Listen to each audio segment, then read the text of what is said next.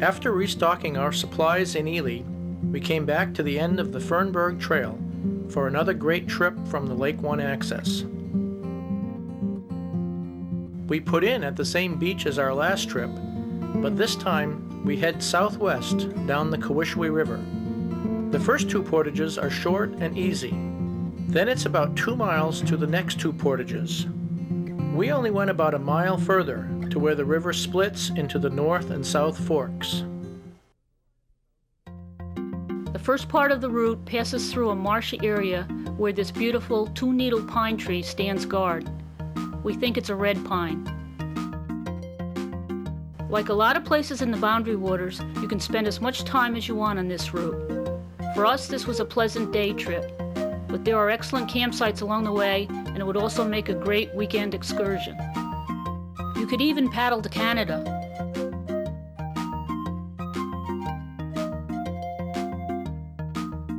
In about 15 minutes, you'll come to an easy 19-rod portage.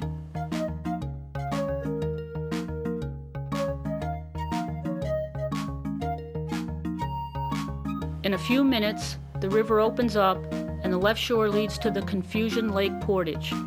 Make sure you stay to the right and don't go upstream here.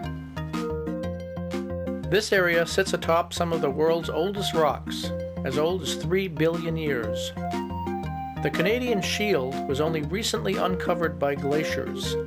As the glaciers retreated, it formed the thousands of lakes and rivers that make this a canoeist's paradise.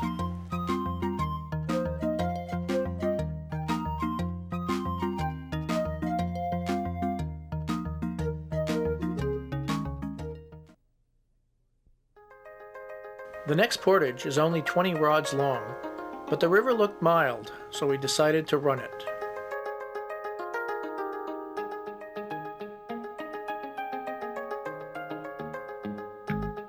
The first part was a piece of cake, and we didn't get a scratch.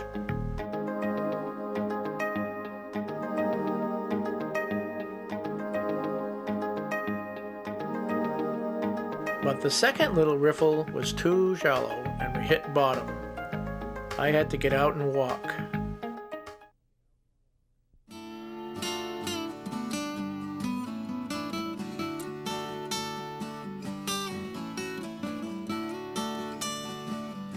We really enjoyed watching the wildlife on this river. At the mouth of a little stream, we saw this huge turtle. It must have been over 2 feet long.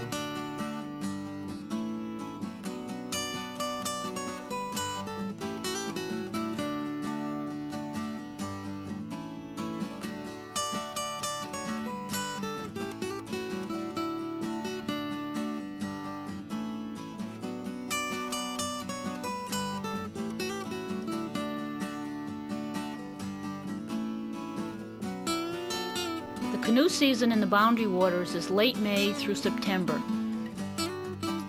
Generally, the ice is off the lakes by early May, and the leaves are full by the end of the month. Early June can be cold and wet with lots of mosquitoes and ticks, but the fishing is best. July and August have the warmest weather and the fewest bugs, but the fishing isn't as good because the water's warmer and lower. Here in late August, the water was so low that you can even see the entrance to the beaver's hut, which is usually underwater.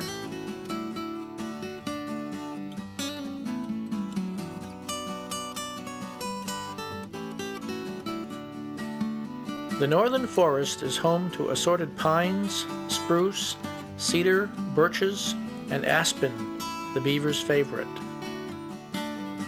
Even though there's only about 10 inches of soil on top of the bedrock in most of this region, trees can grow as much as 100 feet tall by spreading their roots and interlinking with each other for support.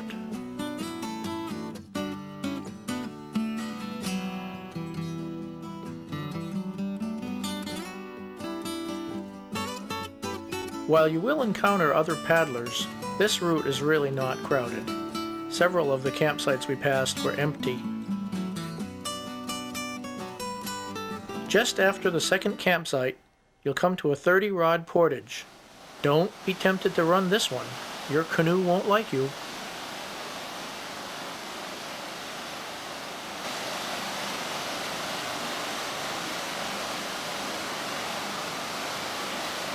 Take out when you hear the rapids.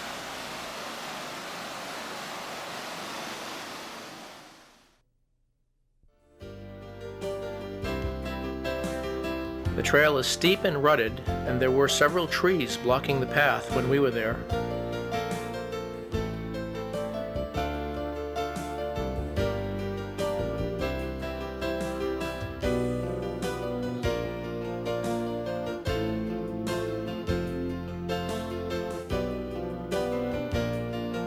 A short paddle across the beautiful pool brings you to a simple 5-rod portage on the right.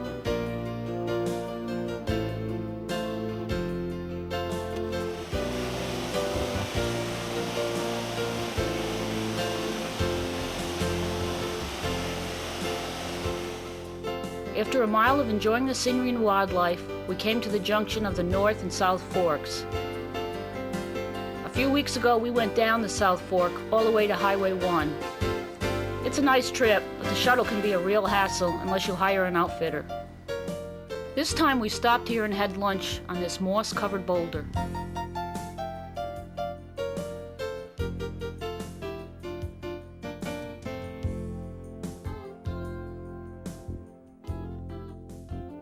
While we were enjoying the reflections on the water, an eagle flew by and made our day.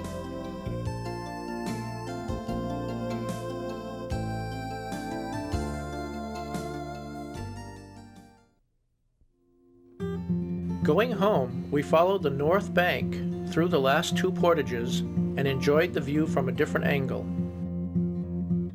After the 3rd portage, we went south through Confusion Lake to Lake 1.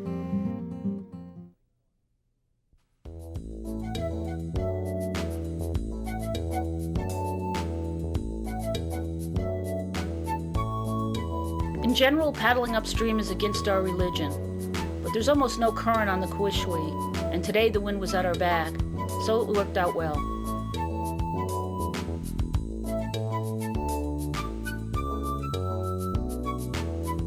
Wild rice grows in many places in the Boundary Waters. Local canoers harvest it in late August.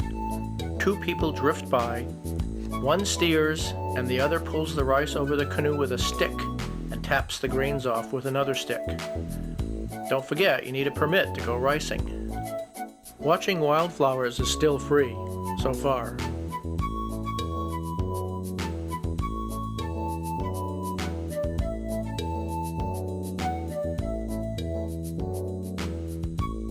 When we got to the rapids we ran earlier, I decided to take the land route, while Bob walked the canoe upstream.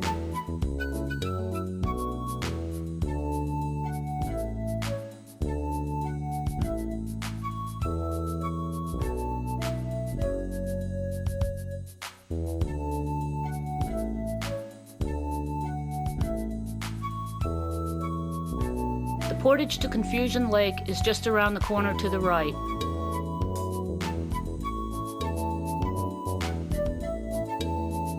This 20-rod portage skirts a pleasant riffle.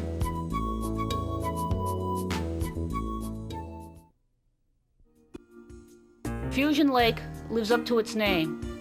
It will be a good test of your map reading skills.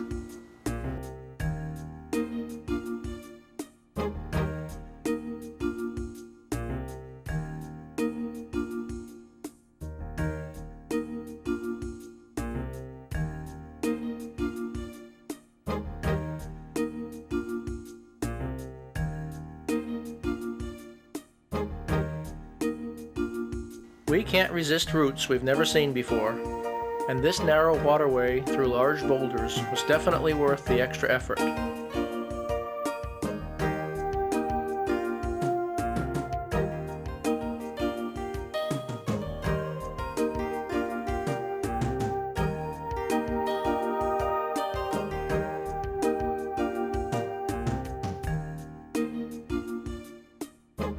The narrow, windy 44-rod portage is the longest of the whole trip. We saved the worst for last. But it brings you to an interesting island-studded area of Lake 1,